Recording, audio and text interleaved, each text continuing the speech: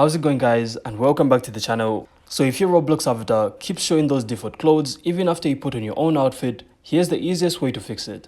So this usually happens because Roblox automatically adds a default shirt or pants whenever your avatar isn't wearing any clothing layers. So the goal is just to override those defaults with something custom. So the first thing you want to do is simply open Roblox, then go to your avatar editor. And make sure you're using the classic avatar view. This makes it way easier to see what's actually showing and what isn't.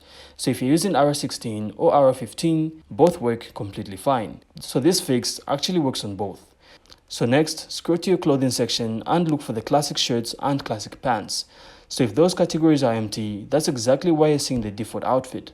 So Roblox doesn't let an avatar stay completely blank, so it fills it automatically. So all you need to do is simply add a classic shirt or pants. So even a transparent one is fine. There are tons of free transparent classic shirts and pants in the avatar shop. They don't break any rules, they are literally allowed, and they are the only legit way to completely cover the default outfit without Roblox forcing a design onto your avatar. So once you equip a transparent shirt and pants, the default clothing will disappear instantly. And your avatar will only show whatever body accessories, jackets, faces, or layered items you choose. If it doesn't update right away, you can just tap or click the avatar again to refresh it. Or you can also switch between RS6 and RS15 once, so that forces Roblox to refresh your look. And that's it. So the default clothes should be gone and the avatar will look exactly how you want. So I really hope you found this insightful, and if you did, make sure to leave a like and of course subscribe. Then we'll see you on the next one.